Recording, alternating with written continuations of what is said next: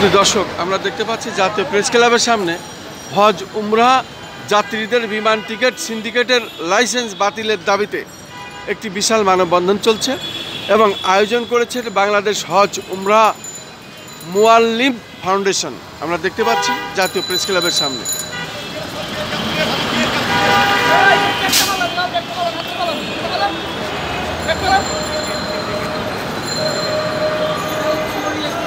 মাইকটা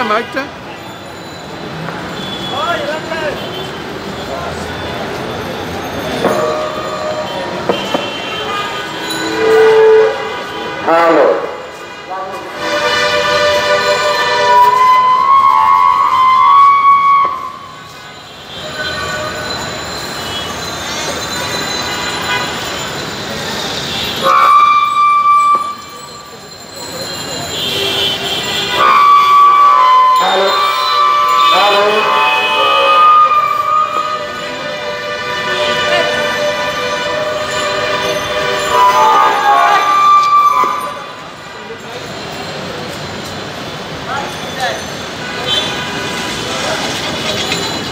তারা এই মানববন্ধনের মাধ্যমে লাইসেন্স বাতিলের দাবি জানাচ্ছেন।